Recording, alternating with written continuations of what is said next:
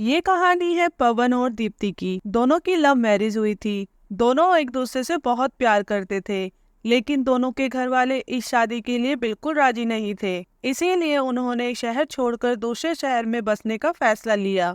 अब वो दोनों दिल्ली के एक छोटे से फ्लैट में रहने लगे। दीप्ति घर का सारा काम संभालती और पवन एक फैक्ट्री में छोटी मोटी नौकरी करता। अब बड़ी मुश्किल से दोनों का घर का गुजारा चल रहा होता है, क्योंकि घर का खर्चा, घर का किराया, बिजली का बिल, इन सब खर्चों के बाद हाथ में कुछ भी नहीं बचता था। क्योंकि दोनों की लव मैरिज हुई थी, इसीलिए वो दोनों इस स्थिति में एडजस्ट करने की कोशिश कर रहे थे। फिर भी छोटी मोटी बातों पे कभी न कभी मनमुटाव हो ही जाता था। एक दिन दीप्ति का मोबाइल खराब हो जाता है। वो अपने पति पवन से बोलती है, पवन सुनो, मेरे मोबाइल की स्क्रीन टूट गई है, क्या तुम मेरे लिए नया मोबाइल ला सकते हो?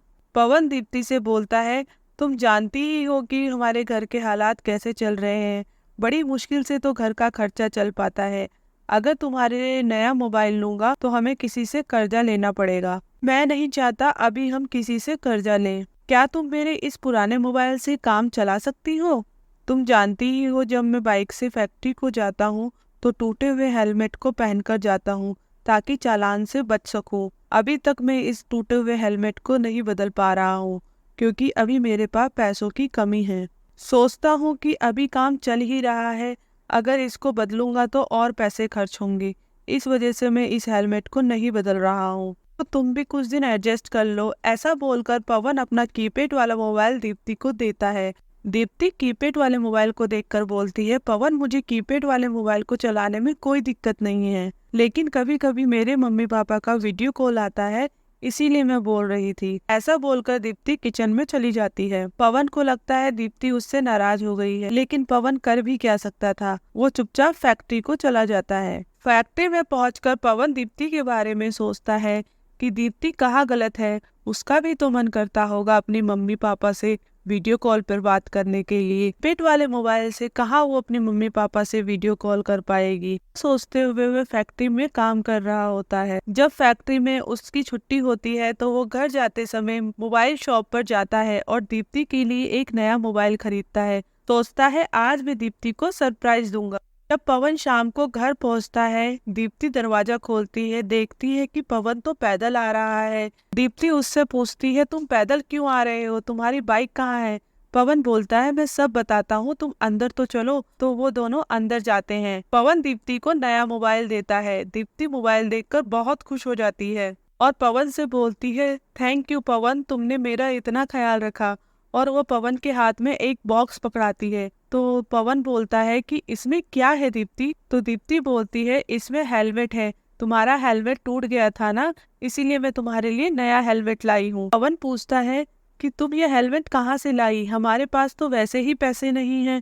तो दीप्ति बोलती है, मेरे मोबाइल की जो स्क्रीन खराब हो गई थी, मैं उसे ठीक कराने के लिए मोबाइल रिपेयरिंग शॉप पर गई थी। वहां पर उन भैया ने कहा, इस मोबाइल को रिपेयर करने में तो बड़ा खर्चा आएगा, इससे अच्छा आप नया मोबाइल ले लीजिए। तो मैंने सोचा कि नया मोबाइल तो मैं अभी खरीद नहीं सकती हूँ और कुछ दिन कीपैड वाले मोबाइल से ही काम चलाती हूँ, इसीलिए मैंने वो मोबाइल शॉप पर 2000 रुपए में सेल कर दिया। उन्हीं पैसों से मैं तुम्हारे लिए नया हेलमेट लाई हूँ। पवन भी दीप्ति को थैंक यू बोलता है और बोलता है, दीप्ति तुम मेरा कितना ख्याल रखती हो। पवन बोलता है, दीप्ति इन सब बातों में तुम मोबाइल देखना तो भूल गई हो, चलो ये मोबाइल को खोल कर देखो, कैसा लगा तुम्हें ये मोबाइल? तो दीप्ति मोबाइल का डब्बा खोलती है तो देखती है मोबाइल तो कुछ ज्यादा ही महंगा लग रहा है। दीप्ति पूछती है, ये मोबाइल तो बहुत महंगा लग रहा है, हमारे पास तो इतने पैसे ही नहीं है कि इतना महंगा मोबाइल खरीद सके, तुम कहाँ से लाए इतना महंगा मोबाइल? तो पवन बोलता है, तुम छोड़ो ना, तुम अपनी मम्मी पापा से इससे बात करो, मुझे मोबाइल पसंद आया ना। तो दीप्ति बोलती है, मोबाइल तो मुझे बहुत पसंद आया। तो दीप्ति बोलती है, चलो इस मोबाइल से आंगन में जाकर सेल्फी लेते हैं।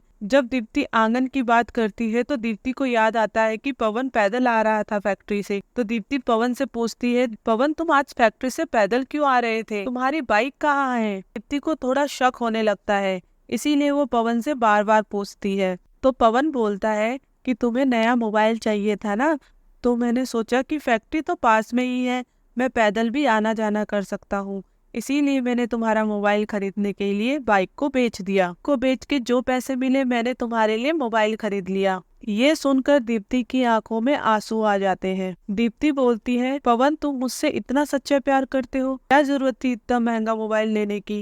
मैंने तो सिर्फ उस मोबाइल को रिपेयर करने की बात की थी। तो पवन बोलता है, दीप्ति तुम भी तो मुझसे कितना सच्चा प्यार करती हो।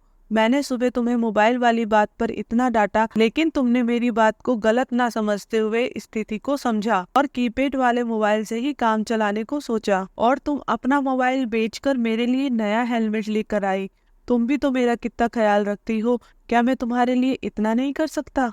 इतना सुनकर दीप्ति पवन को देखती रहती है और बोलती है, पवन मैं तुम्हें गलत समझ रही थी। मुझे समझना चाहिए था कि अभी हालात सही नहीं है, हम दोनों को एडजस्ट करना चाहिए। अब दीप्ति को एहसास होता है कि पवन सच में उससे कितना प्यार करता है। उसकी खुशी के लिए पवन ने अपनी प्यारी बाइक बेच दी। दीप्ति को एहसास होता है कि पवन से शादी करके उसने अपनी जिंदगी का सबसे सही फैसला लिया है, क्योंकि पवन से ज्यादा दीप्ति को कोई और इस दुनिया में प्यार नहीं कर सकता।